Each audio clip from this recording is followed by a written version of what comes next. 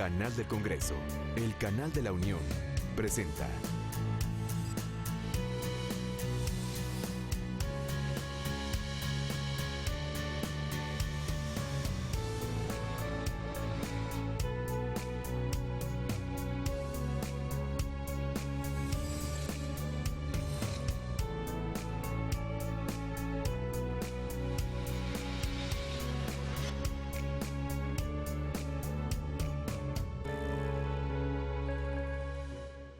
Bienvenidos, gracias por acompañarnos. El canal del Congreso les agradece su preferencia y le comento, en ese momento inicia la conferencia magistral que, con motivo de este foro hacia una Constitución para la Ciudad de México, se lleva a cabo aquí en la antigua casona de Jicotecan, sede alterna de las instalaciones del Senado de la República. Hemos tenido ya la presentación por parte de la senadora Blanca Alcalá del participante, del ponente de esta conferencia magistral, que es el doctor Roberto Gargarella, quien está ya en el uso de la voz. Escuchemos.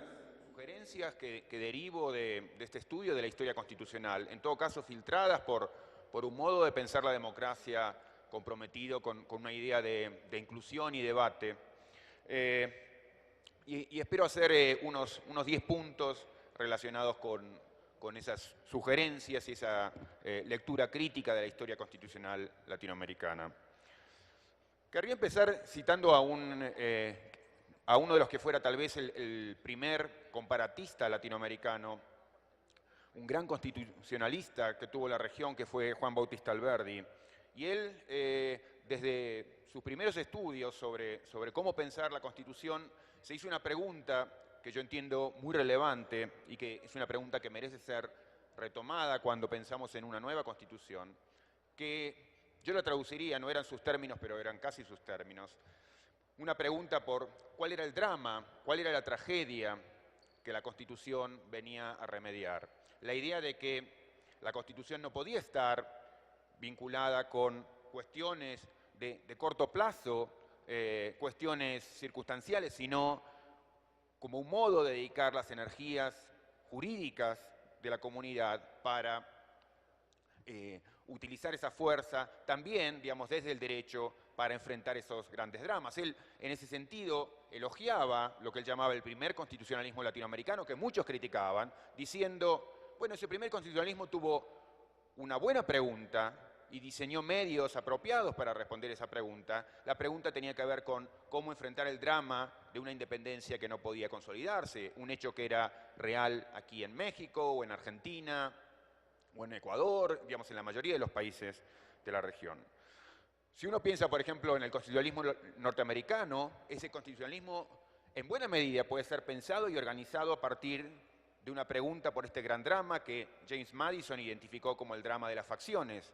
De algún modo, toda la Constitución norteamericana gira en torno a lo que él veía como el drama de las facciones, y es una respuesta al drama de las facciones. ¿Cuál fue la principal respuesta? El sistema de frenos y contrapesos, que era establecer mutuos controles, porque lo que nos inunda, lo que nos angustia es esa posibilidad de que las facciones se quieran comer unas a otras. O sea, así como el primer constitucionalismo latinoamericano enfrentó al drama de la independencia no consolidada, el primer constitucionalismo norteamericano enfrentó el drama de las facciones. Alberdi, que se asumía como miembro de una segunda generación de constitucionalistas latinoamericanos, decía, nuestro problema ahora es otro, es el problema del atraso económico. Y entonces él dijo, y con esto podemos estar de acuerdo o no, pero él lo que dijo es, tenemos que postergar, digamos, la cuestión de los derechos políticos ampliados y hoy concentrarnos en el desarrollo económico, algo que fue muy común en el positivismo latinoamericano. Hoy habría que preguntarse cuál es ese gran drama, esa gran tragedia respecto del cual, digamos, de la cual conviene organizar a toda la Constitución. Yo propondría que el gran drama que enfrentamos a todo nivel en América Latina es el drama de la desigualdad. Y habría que pensar entonces cuáles son las respuestas constitucionales que podrían darse para enfrentar esa desigualdad económica, esa desigualdad política, esa desigualdad que también es una desigualdad jurídica de quienes acceden y quienes no acceden al derecho. Entonces, ese sería para mí un primer punto. Digamos, una nueva, buena Constitución debería orientarse por una pregunta que ordene toda la reflexión, esa pregunta en relación con cuál es el drama, cuál es la tragedia que queremos ayudar a desentrañar también constitucionalmente. Ese primer consejo se vincula con uno segundo y es este vínculo que tiene que tener la Constitución con la realidad externa. En un sentido es simplista decir la Constitución se tiene que comunicar con el mundo exterior, parece demasiado sencillo. Sin embargo, la historia constitucional latinoamericana no ha sido muy interesante en esta materia, porque muchas veces el constitucionalismo latinoamericano ha hecho referencia a la realidad externa, pero para encubrirla o para darle la espalda, o para nombrar a esa realidad y luego desentenderse de ella. Tenemos recientes reformas constitucionales en América Latina que incluyeron amplios, generosísimos derechos sociales en el mismo momento en que se ponían en marcha políticamente programas de ajuste económico brutal, dejando a la Constitución, digamos, en una situación muy difícil de qué era lo que la Constitución realmente estaba diciendo con la realidad, o reformas hechas en materia de derechos humanos en momentos de crisis de los derechos humanos. Por un lado uno puede decir, es excelente que el derecho reconozca una crisis de derechos humanos que está allí afuera. El problema es si lo que hace la Constitución simplemente es designar, nombrar lo que está allá afuera para luego desentenderse de ello. Entonces, un segundo punto sería ver cómo es que podemos entretejer un vínculo, que sea un vínculo honesto entre la Constitución y esa realidad que se quiere ayudar a transformar. Un tercer punto que mencionaría es el siguiente. Creo que muchas constituciones latinoamericanas, muy tradicionalmente, se han visto afectadas por lo que yo diría tensiones y contradicciones de distinto tipo. Una contradicción, una tensión muy fuerte que es muy propia de las constituciones latinoamericanas es una tensión, una contradicción o una serie de contradicciones que se generan al interior mismo de la Constitución. Y eso por muchas razones, pero una tiene que ver con la siguiente, y es, nuestras sociedades están compuestas por grupos, personas, con intereses, con demandas, con ambiciones muchas veces opuestas. Y la Constitución tiene que lidiar con ello, con el hecho de lo que John Rawls llamaba el hecho del pluralismo, el hecho de que pensamos diferente, formamos parte de grupos diferentes, muchas veces, digamos, nos confrontamos, no por mala fe, sino porque simplemente tenemos proyectos y concepciones diferentes. ¿Cómo hace la Constitución para lidiar con esas ambiciones diferentes? Yo diría, hay por lo menos dos modos de lidiar con esas tensiones, y no siempre, diré también, anticiparé, que el constitucionalismo latinoamericano eligió el mejor modo de lidiar con ellas. Un modo de lidiar con estas formas de pensar opuestas, estas concepciones opuestas, es lo que yo llamaría el de sintetizar esas tensiones, esas posiciones opuestas, y el otro es el de meramente acumular esas posiciones opuestas. Les doy un ejemplo para hacer visible lo que estoy diciendo. Si, como en el primer constitucionalismo norteamericano, tenemos frente a nosotros una cantidad de sectas religiosas y grupos religiosos opuestas con intereses enfrentados, hay muchas cosas que uno puede hacer frente a ello. Una es esta idea de la síntesis, que es, por ejemplo, un principio de tolerancia y de no imposición de religión de uno sobre otro. Ese es un modo interesante, sofisticado, de sintetizar las pretensiones opuestas de grupos encontrados. Una manera alternativa de lidiar con esa pluralidad, que yo creo que ha sido muy explorada por América Latina, lamentablemente, es el de meramente acumular esas posiciones opuestas. Les doy el ejemplo para no herir susceptibilidades de mi propio país. La Constitución argentina, que como tantas, la de 1853, es resultado de un pacto entre visiones liberales y conservadoras, en vez de sintetizar o hacer un esfuerzo de síntesis entre esas pretensiones, lo que hizo fue acumularlas. Y por eso es que hoy, por ejemplo, tenemos en el artículo 2 un estatus especial para la religión católica y en el artículo 14 libertad de cultos. O sea, las dos cosas al mismo tiempo. No es un buen modo de lidiar con las diferencias constitucionales. Es un modo, yo diría, inaceptable, que genera problemas permanentes de interpretación, de cómo combinar esas pretensiones opuestas. Pero eso que ocurre en el área de los derechos, ocurre también en la área de la organización del poder, y no solamente en Argentina, en toda América Latina, en México, en Ecuador, en Perú. Un ejemplo más, digamos, de, en vez de sintetizar, acumular pretensiones opuestas. Otra vez, como resultado del pacto constitucional que se vio en América Latina en mediados del siglo XIX entre liberales y conservadores. Los liberales querían un sistema de equilibrios, de frenos y contrapesos.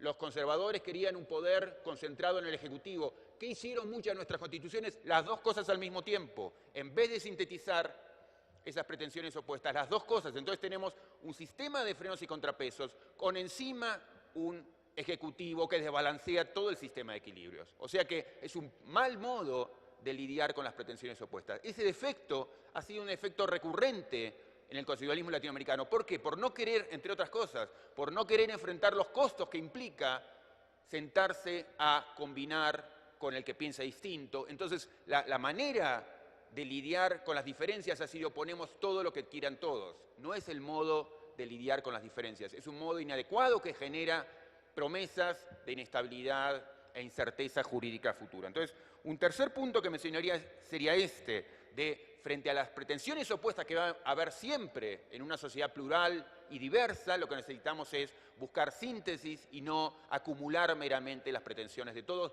que ha sido la práctica constante o muy habitual, demasiado habitual, de las constituciones latinoamericanas. Un cuarto punto tiene que ver algo que anticipaba, digamos, mi amigo Pedro Salazar, que tiene que ver con las tensiones no solo al interior de la Constitución y de cada sección de la Constitución, sino las tensiones entre las distintas partes de la Constitución. Cualquier Constitución tiene sobre todo dos partes, una parte dedicada a la organización de derechos, una parte dedicada a la organización del poder. En América Latina, si uno piensa en los 200 años, uno podría decir, simplifico, pero creo que me ajusto bastante a una historia compartida, que afirmamos un principio muy fuerte acerca de cómo pensar la organización del poder en aquel pacto de mediados de siglo entre liberales y conservadores, fundamentalmente, que implicó un sistema de organización del poder más bien concentrado sobre el Ejecutivo, muy imperfecto en muchos de sus aspectos, muy verticalizado, muy concentrado en la autoridad.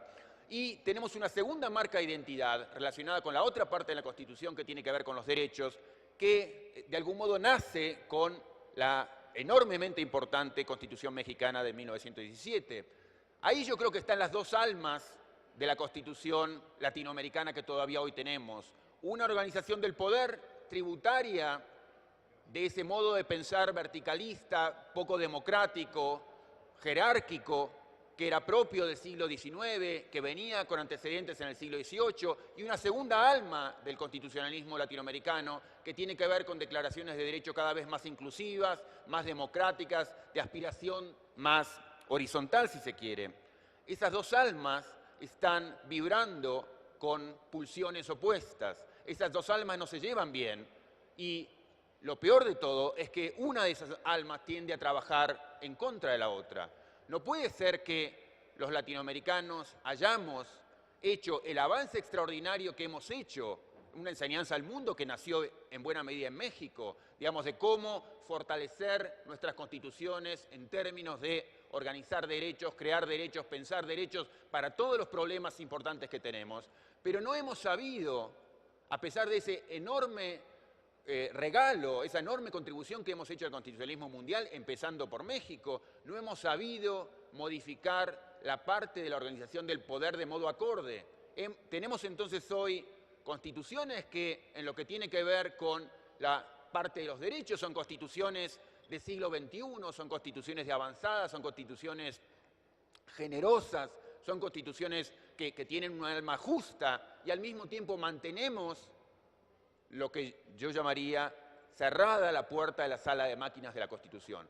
En ese sentido, para ponerlo metafóricamente, desde México 1917, la clase trabajadora entra en la Constitución, y eso es muy importante, pero también es importante reconocer que la clase trabajadora entra en la Constitución, como entrarían luego otros grupos postergados, hacia fin del siglo XX, pero entran por la ventana de los derechos, no entran a la sala de máquinas de la Constitución. Entonces tenemos hoy constituciones que quieren ser cada vez más generosas y está bien que lo sean. Yo no estaría en contra de que las constituciones nombren derechos, incorporen derechos, reconozcan intereses fundamentales. No está mal, aunque para muchos eso sea pura poesía, pero es poesía si no modificamos la organización del poder de modo acorde y eso es otra falta que hemos solido tener. Entonces, un buen constitucionalismo nuevo merecería no solamente hacer una declamatoria e importantísima, digamos, reconocimiento de los nuevos derechos, sino fundamentalmente tratar de honrar esos derechos a través de reformas acordes en la organización del poder. La organización del poder no puede seguir siendo una organización del poder verticalista como la que seguimos teniendo, porque eso tiende sistemáticamente a conspirar contra la posibilidad de efectivizar los derechos que proclamamos desde la sección de los derechos. Algunos puntos más para terminar una aproximación general a problemas, dificultades y posibilidades de un nuevo constitucionalismo. Uno lo mencionaba recién, que tiene que ver con el modo deficitario en que diseñamos el Poder Ejecutivo. La idea de combinar un sistema de frenos y contrapesos con un Poder Ejecutivo fuerte, que es una constante del constitucionalismo latinoamericano, también es herir de muerte, herir gravemente al constitucionalismo desde su primer minuto. ¿Por qué? Porque la idea esencial del sistema de frenos y contrapesos, nos guste o no, lo admiremos a ese sistema más o menos, pero la idea esencial es la idea de permitir el equilibrio entre los poderes. Si nosotros combinamos equilibrio de poderes con un desequilibrio hacia el Ejecutivo, no solamente hacemos algo que es inconsistente en términos de técnica legal, sino que es que herimos de muerte al propio sistema de frenos y contrapesos, porque la tendencia obvia del Ejecutivo, quien sea que ocupe el cargo, va a ser utilizar ese poder para el propio, reforzamiento de sus facultades. Entonces, es muy posible que un poder ejecutivo fuerte se traslade en una justicia más débil y en un parlamento, en un legislativo más opaco. Entonces, no es simplemente un producto de malos legisladores o malos presidentes o malos jefes de gobierno. Tiene que ver también con un sistema institucional. En ese sentido, yo no participo el mundo del constitucionalismo que entiende que los cambios en la Constitución cambian el mundo, pero sí pueden ayudar a mejorar o empeorar el mundo. Y en este sentido creo que hacemos las cosas mal cuando diseñamos un sistema institucional que permite que todo el sistema que queremos que sea un sistema de equilibrio se desequilibre. Pero no es simplemente eso producto de la mala voluntad o de las puras ambiciones de un líder. Eso tiene que ver también con instituciones mal diseñadas, instituciones que ayudan a eso, instituciones que al mismo tiempo proclamaron un principio de frenos y contrapesos, o sea, de equilibrios, y al mismo tiempo lo desequilibraron con la figura de un presidente más fuerte. Un punto más sobre el sistema de frenos y contrapesos. Yo me inscribo dentro de quienes reivindican la importancia, el valor de los frenos y contrapesos, pero al mismo tiempo reconociendo esto, y es, para quienes defendemos una democracia basada en el diálogo, el sistema de frenos y contrapesos ayuda y perjudica también. Perjudica en este sentido menor, si se quiere, pero para mí muy importante, y es que es un sistema que nació para canalizar e institucionalizar una guerra civil. Fue un sistema diseñado, tal vez con razón en su momento, porque se reconocía que la sociedad estaba en el borde, en el límite de una guerra civil. Y entonces se buscó el modo de canalizar esa guerra civil institucionalmente, y creo que se lo hizo de modo exitoso, dándole herramientas de control a distintas partes de los sectores de gobierno, distribuyendo el poder en distintos sectores sociales. Pero es importante llamar la atención sobre eso. Para quienes estamos comprometidos con una democracia como diálogo, ese sistema es un sistema basado en la guerra, es un sistema que no ayuda al diálogo. Y entonces hay una pregunta para hacerse respecto de cómo se hace para que el sistema de frenos y contrapesos deje de ser un sistema como en la lógica de la Guerra Fría, de tratar de impedir las mutuas opresiones para pasar a ser un sistema que incentiva el diálogo. Hoy el sistema que tenemos no ayuda al diálogo. Entonces no tenemos diálogo entre poderes y no tenemos diálogo entre ciudadanos y representantes por muchas cosas, pero también por el modo imperfecto en que hemos ido desarrollando, pensando nuestras constituciones. Algunos puntos más antes de concluir. Uno, en relación con el Poder Judicial. El Poder Judicial en América Latina tradicionalmente, pero también en Estados Unidos, sin duda, y primero de todo en Estados Unidos, se diseñó con una idea interesante y una idea que era a la vez muy problemática. Lo interesante era tratar de que la resolución última de los conflictos constitucionales más importantes estuviera en manos de un cuerpo que tuviera la posibilidad de la reflexión independiente y aislada, aislada justamente del conflicto coyuntural. Yo creo que nació en ese sentido con una buena preocupación, tratando de responder a una buena pregunta, pero eso también generó, digamos, puso allí mismo el germen de un problema que hoy todavía padecemos, que es lo que muchas veces en la doctrina se llama como el problema del carácter contramayoritario de la justicia. La cuestión no es, digamos, democratizar en un sentido bobo al Poder Judicial, pero sí tomar conciencia del problema de que de las cuestiones constitucionales más importantes no queden ajenas a la reflexión colectiva. Digamos, y hay una tendencia que es propia del modo en que diseñamos el Poder Judicial, que contribuye a ello, y en ese sentido hay un problema también en el diseño del Poder Judicial. Un problema cuando las cuestiones constitucionales más importantes quedan sujetas a la reflexión individual aisladas de unos pocos sobre los cuales tenemos poco control democrático. No es fácil salir de ese atolladero porque podemos querer las dos cosas al mismo tiempo. Podemos querer que haya un órgano independiente, aislado, que reflexione, digamos, lejos del conflicto cotidiano, pero al mismo tiempo queremos lo otro y tenemos razón en querer lo otro. Cuando el Poder Judicial, para decidir un tema, va a decidir sobre el aborto, para poner un tema y sin importar, digamos, cuál sea la solución correcta al conflicto, la cuestión es que ese es un problema que merecemos encarar colectivamente. Es un problema, es un drama que nos angustia a todos y que merecemos reflexionar colectivamente. ¿Cómo se hace entonces para combinar esas pretensiones de querer aislar al órgano decisor de conflicto y al mismo tiempo reconocer que los conflictos importantes no nos pueden resultar ajenos? No podemos ser espectadores simplemente de los conflictos que más nos importan.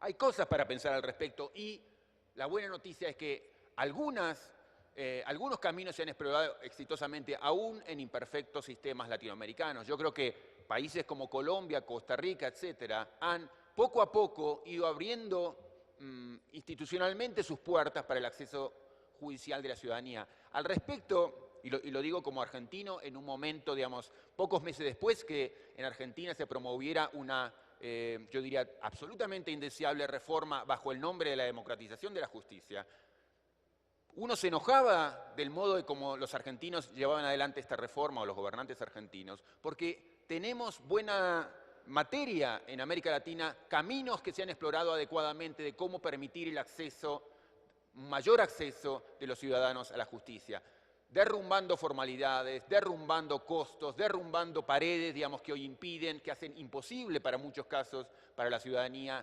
el vínculo con los tribunales. Hoy, para buena parte de la ciudadanía, ya sea que el Poder Judicial o no existe o es su enemigo. ¿Por qué? Porque no tiene acceso y cuando recibe, digamos, un llamado del Poder Judicial es un llamado para que, digamos, como imputado, como acusado, como alguien, digamos, que está buscado por el sistema institucional. El sistema institucional no le está abriendo las puertas por más que lo declame. Entonces, es fácil otra vez declamar la apertura de la justicia a la ciudadanía, pero es poco lo que se ha hecho. La buena noticia es que hay caminos que se han explorado, acciones de tutela, acciones sin formalismo, digamos, en Colombia, en Costa Rica, en India, en Sudáfrica, en Hungría, digamos, ha habido cantidad de buenos ejemplos de los caminos que se pueden transitar para favorecer ese tránsito entre ciudadanos y jueces. En este sentido, yo podría decir, como decía en Argentina en su momento, si no queremos la democratización de la justicia es porque no queremos explorarla, porque existen los caminos, existen las posibilidades que ayudarían a hacer transitable y democrático un camino que hoy, un puente que hoy está volado, una puerta que hoy está cerrada. Un par de reflexiones más antes de terminar. Una en relación con la cuestión de la representación, que aquí bien se dijo, digamos, es una representación política que es deficitaria en todo el mundo, sin duda, claramente también en toda América, particularmente tal vez en América Latina. Otra vez, seguro que los déficits de representación que hoy tenemos tienen que ver y son potenciados por malas representaciones, por representantes que se corrompen, por representantes que actúan entre sí solamente, pero otra vez hay mucho que las instituciones están haciendo para ayudar a ello. Digamos, el sistema de representación estuvo concebido bajo una idea que yo creo que ya era equivocada en su momento, pero que era más entendible en su momento, la idea de que las sociedades eran sociedades simples y que en ese sentido las sociedades estaban formadas por pocos grupos internamente homogéneos y que podían llegar a ser representados políticamente. Entonces, si la sociedad, digamos así, hay propietarios y no propietarios, bueno, entonces son pocos, cada uno tiene un único interés y los podemos representar a todos en algún cuerpo. A los senadores en un lado, en la Cámara de Diputados, a los desposeídos, como en algún momento se decía. En todo caso, esa era una mala sociología política, yo creo, en su momento, y lo sería mucho peor hoy. En ese sentido, cuando tenemos sociedades que están marcadas por lo que podemos llamar el hecho del pluralismo, el hecho de que hay enorme diversidad de grupos que además son internamente heterogéneos, no podemos seguir pensando la representación como se la pensaba en el siglo XVIII o en el siglo XIX. La idea de, si yo tengo algunos representantes de los propietarios, algunos representantes de los no propietarios, ya está, en buena medida tengo toda la sociedad representada. Hoy eso es imposible, es inconcebible. Entonces, hoy, aún en su mejor luz, aún funcionando a plena máquina, el Parlamento, la legislatura, es incapaz de lograr aquello que idealmente se proponía. No puede, no está en condiciones de representar la diversidad social, no por la maldad de nadie, sino porque la sociedad es demasiado diversa. Entonces, tenemos que pensar formas distintas de, uno, canalizar la representación política, impidiendo, digamos, que los legisladores sean finalmente, digamos, se constituyan como una nueva burocracia desvinculada de la ciudadanía. Pero insisto, hay un problema allí que tiene que ver con cómo se están diseñando las instituciones. También el hecho de que los parlamentos se han convertido, digamos, en la pesadilla de la deliberación pública, en el mal sueño que hubiera tenido, digamos, el peor Carl Schmitt, la idea de que el Parlamento hoy ya no es un lugar de deliberación abierta a la ciudadanía. Entonces, otra vez, eso seguro que tiene que ver con vicios de nuestros representantes, pero yo diría fundamentalmente tiene que ver con malos diseños de las instituciones. Desde los primeros minutos en que se empezó a pensar el diseño del Poder Legislativo, se reconoció que ahí había un problema. ¿Cómo hacemos para que el órgano legislativo sea un órgano fundamentalmente deliberativo? Hoy tenemos otra vez en ese sentido una organización institucional defectuosa. Y termino con un punto relacionado con lo que para mí es la clave de un nuevo constitucionalismo, que tiene que ver con lo que la primera frase, digamos, de la Constitución norteamericana habla como "we the people", como nosotros el pueblo. Lamentablemente, el sistema institucional que organizamos, los sistemas constitucionales que hemos montado, por distintas razones siguen siendo sistemas que le dan la espalda a la ciudadanía. De algún modo es como si todos los puentes que en algún momento se habían concebido como de vínculos posibles entre ciudadanos y representantes, vínculos que, como diría Jefferson, tenían que permitir que la ciudadanía tomara en sus manos la decisión y el control, digamos, de los asuntos públicos. Todos esos puentes hoy en los que se habían pensado, puentes algunos más atractivos que otros, pero que tenían que ver con elecciones periódicas, con rotación obligatoria en los cargos, con instrucciones obligatorias. Podemos estar de acuerdo o no con las distintas vías que se habían explorado, pero se habían explorado muchas vías de vínculos posibles entre ciudadanos y representantes. Hoy casi todos esos puentes han sido volados y la ciudadanía queda básicamente con una sola herramienta en sus manos, que es el voto periódico. El voto periódico, acompañado de una diversidad de otras herramientas, es un mecanismo excepcional para que la ciudadanía hable. Ahora, en su soledad, el voto periódico se convierte en un mecanismo vacío de contenido, en donde se le pone una responsabilidad increíble, extraordinaria sobre sus propias espaldas, que no está en condiciones de asumir. Uno habitualmente levanta el dedo y señala a la ciudadanía porque ha votado mal en esta ocasión, en aquella ocasión, cómo va a volver a votar a este diputado, cómo va a volver a votar a este presidente, a este partido, etcétera. Pero lo cierto es que no le hemos dado instrumentos para que hable. Entonces, cuando no le damos instrumentos, la ciudadanía, bueno, luego tiene que arranquear 10.000 cosas en cada voto, que es, bueno, este partido me puede asegurar un subsidio, este diputado es malo, esta política es buena, aquella otra política me gustaría que la asuman. ¿Qué herramientas le damos a la ciudadanía para que hable? Entonces, en este sentido, hemos vaciado a nuestras organizaciones constitucionales de su componente democrático. Yo creo que ese es tal vez el mensaje para mí más importante que he aprendido en la historia del constitucionalismo latinoamericano o estudiando la historia del constitucionalismo latinoamericano. Es hora de que nuestras instituciones vuelvan a organizarse de un modo diferente, que las reformas interesantes que hemos hecho en la materia de derechos se correspondan por primera vez con reformas acordes en la organización del poder que empoderen al ciudadano, y es hora sobre todo de que el cuerpo constitucional vuelva a estar imbuido de la ciudadanía democrática. Bueno, gracias.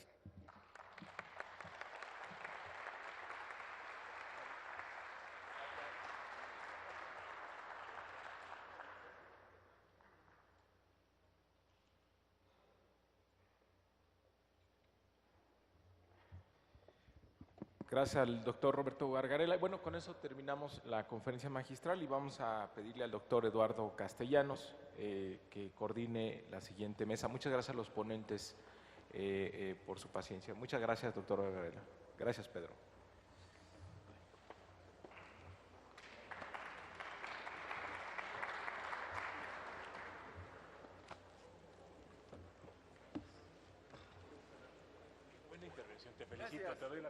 Y bueno, de esta manera estamos llegando al final de la conferencia magistral que fue impartida por el doctor Roberto Gargarella y quien desde su ámbito, desde su experiencia, ya escuchábamos su currículum, su semblanza por parte de la senadora Blanca Alcalá, pues hay grandes aportaciones que se hacen en estos momentos de gran importancia para nuestro país. Se está hablando, bueno, pues de dar una constitución para la Ciudad de México, para el Distrito Federal y de esta manera continuar con los trabajos. Le comento, en el transcurso de esta jornada esperamos todavía 3 mesas de trabajo. Estaremos iniciando en unos momentos más con la primera mesa que hablará acerca de constitucionalizar en el siglo XXI hacia una asamblea constituyente para el Distrito Federal. Así es que lo invito a que se quede pendiente de la señal del canal de Congreso. Le comento, dentro de los participantes está el doctor Diego Valadez, que viene del Instituto de Investigaciones Jurídicas de la UNAM, el doctor José María Serna, también del Instituto de Investigaciones Jurídicas de la UNAM, y el licenciado Ignacio Marván del CIDE, y estará coordinando los trabajos de esta mesa, quien ha sido ya llamado a este presidium, el doctor Eduardo Castellanos, también del Instituto de Investigaciones Jurídicas de la UNAM. Estaremos transmitiendo en vivo lo que ocurre aquí desde la calle de Donceles, en el primer cuadro del centro de nuestra ciudad. Quédese con nosotros.